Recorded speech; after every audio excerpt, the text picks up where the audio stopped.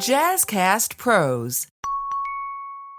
Hello, my fellow sleep seekers. Soda here. As a certified sleep coach and founder of Start With Sleep and the Doze, I'm taking a much-needed pause to recharge and reset. So I'm officially out of the office this week, taking my own advice and prioritizing some rest and travel time. But just because I'm on vacation doesn't mean your sleep should suffer, especially if you're hitting the road too. So while I take a brief pause to reset, I'm bringing back one of our most practical and most loved episodes, Sleep Like a Pro on the Go, my travel tips to avoid restless nights. So whether you're flying across time zones, road tripping to recharge, or just sleeping in a new space, this episode is packed with the exact strategies I personally use when I travel. You'll learn how to adjust your routine before you leave, create a cozy environment wherever you land, and keep your sleep solid even on the move. We're talking practical essentials, hotel room hacks, how to handle jet lag, and yes, even grounding with your bare feet on the grass. So if you're traveling now or have a trip coming up, save this one, take notes, and keep it close. I will be back with a brand new episode on July 16th, so enjoy this replay, and don't forget, your sleep does not have to be put on hold just because your suitcase is packed. You can sleep well away from home too, and who knows? It may also offer some insights as to some things you may want to change when you get back. Until then, protect your sleep.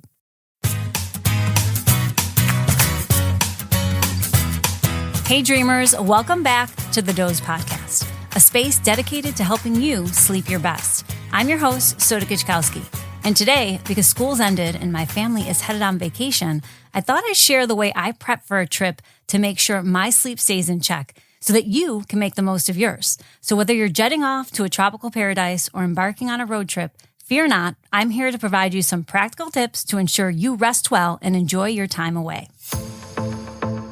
Now, first things first, you're on the right track because our conversation starts with pre-travel preparations. And you're on your way by planning ahead and listening to this episode, which will make all the difference in how well you sleep while you're away. Some pre-prep items include adjusting your sleep schedule. If you're traveling across time zones, you want to try to adjust your sleep schedule a few days before you leave, gradually shifting your bedtime and wake time closer to the time zone of your destination. Second, pack smart. Bring along sleep essentials. In my personal travel kit, I carry a sleep eye mask, moldable earplugs, light dims, an amber nightlight, amber blue blocker glasses, eucalyptus essential oil, my magnesium topical spray, and if I'm going to be completely honest with you, I also carry a small Squishmallow that I take when I'm on business trips that my daughter gave to me. And if I'm traveling to a different time zone, a light therapy lamp, which I do not need this time because we're only headed to Florida. But I'm going to share with you how I use each of these tools throughout the episode, and I'll drop the links for them in the show notes as well. But the important thing to note is that each of these items can help create a more sleep-friendly environment, especially in unfamiliar sleep spaces. And drink water. Dehydration can exacerbate jet lag if you're traveling to a new time zone. But as a safe bet, I always make sure to drink plenty of water before and during my trip. And also remember to use moisturizer as well, especially on long flights. Next up, what can you do during your journey to optimize your sleep? Well, that begins with choosing the right flight. If possible, book a flight that aligns with your natural sleep patterns. Overnight flights can sometimes help you adjust more easily to a new time zone. But for us, we're taking a super early flight out, 5 o'clock in the morning, which means we're going to be taking a short nap to offset the sleep we're losing, waking up and traveling so early. Second, wear comfortable attire. Wearing comfortable clothing and consider bringing a blanket. Also, don't forget a pair of socks. If you're wearing sandals to travel, they can keep you warm while they blast the air. You know, I'm always cold, so I like to dress in layers. Remember to limit alcohol. An important travel tip is to avoid alcohol when you fly. You're already going to be dehydrated, so skip it and wait until you land to indulge. Until then, stick with the H2O as you make your way to your destination. And once you've arrived, if you've changed time zone, the real challenge begins, which is adjusting to a new time zone. So I just want to offer up some quick tips when it comes to that. First, get sunlight. Exposure to natural light helps to regulate your internal clock. So spend time outdoors during daylight hours, especially in the morning. Second, stick to a schedule. Try to eat and sleep at the local time as soon as you arrive. This will help your body adjust more quickly. Third, nap wisely. If you need a nap, keep it short, about 20 to 30 minutes to avoid interfering with nighttime sleep. And fourth is what's known as grounding. And I encourage you, take off your shoes and walk around in the grass. There is some research that supports the fact that this will actually help you get acclimated to your new environment. And if you're going to be traveling to the same time zone like me, the focus then turns to choosing the right room, which can make a big difference in your sleep quality. So, room location. I always request a room away from elevators and ice machines to avoid noise. And rooms on higher floors tend to be quieter and offer a more consistent temperature. Corner rooms. These rooms often have less foot traffic and fewer shared walls, making them quieter. And floor preference. If possible, as I mentioned, choose one on the higher floor to minimize street noise.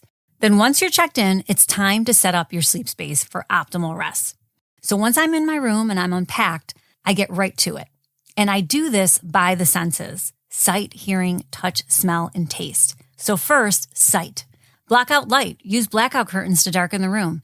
And if they don't close completely, use a clip or a pant hanger to keep them shut. And I always like to place a towel under the door to block out any light from the hallway. So that's something that I do right before bed, is look for all these light sources. And light dims is what I had listed in my list, are these reusable black Klingons that go over any type of LED lights with electronics. So a must for me is like the smoke alarm or the door peephole. Even the light that emits from the television. They don't stop the devices from working, but they block out all those intrusive little lights that can actually cause you to wake up at night.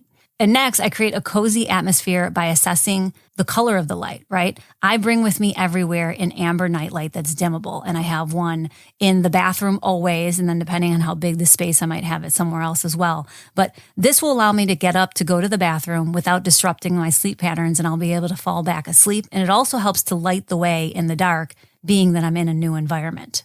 Next is hearing, making sure that I'm assessing for noise, which can be a major issue, right? And some of the tips I use to minimize disruptions are those moldable earplugs to block out unwanted noise. You know, I have small ears, so I find that they work best for me, and they stay put and they don't come out until I'm ready to start my day. I'm a super light sleeper, so I could not sleep without them. Next, sound noise app.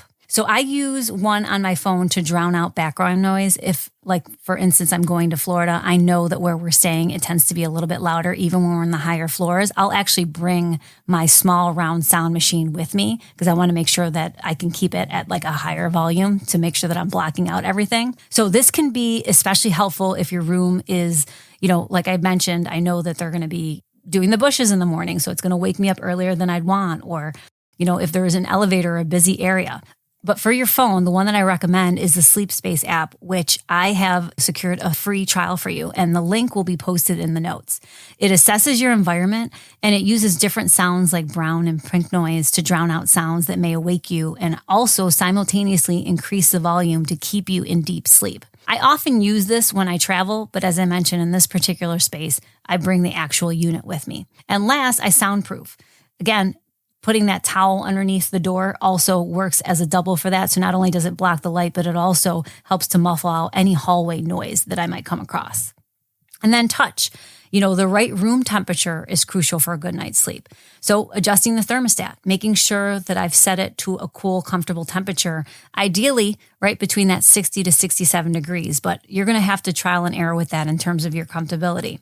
Bring layers. If the bedding's too thin, ask for extra blankets or bring your own travel blanket. I always bring a light long sleeve outfit and pants and a tank and short outfit to sleep in. You know, I always tend to be cold, as I mentioned, so I always have a sweatshirt on hand as well for when my husband decides he wants to blast the air on me. And the third thing I use to help me is the Ember Wave device, which works as your own personal thermostat. I also like to bring along a few personal items that can make your new sleep space feel more like home, which brings me to our next one, smell. So I like to bring aromatherapy. So I pack a bottle of essential oil or a pillow spray to help create a more calming environment. The one I'm actually bringing with me this time is eucalyptus because I'm sensitive to smells and I have allergies. So it helps to reduce inflammation and make it easier to breathe in the new environment. And second, a travel pillow. You can bring your own pillow or you can actually bring your own pillowcase, right? I tend to be really sensitive to laundry detergent smells. So depending on where I'm going, is what I actually bring with me. And then last is taste. You never know when there won't be a snack machine, or you're stuck at the airport with overpriced items, or there isn't an open convenience store. So I always make sure that I pack some crackers or a small bag of cereal to fend off that hangry situation I might find myself in. And of course, I also make sure to stay hydrated by keeping a bottle of water by my bed, especially if the room is dry. So with a little preparation and some simple hacks, you can turn any room into a sleep sanctuary. I hope these tips help you get the rest you need on your next trip. So don't forget to subscribe, and if you've enjoyed this episode, please leave us a review. Thank you again for listening and joining me today. Until next time, your pure potential if you change how well you sleep.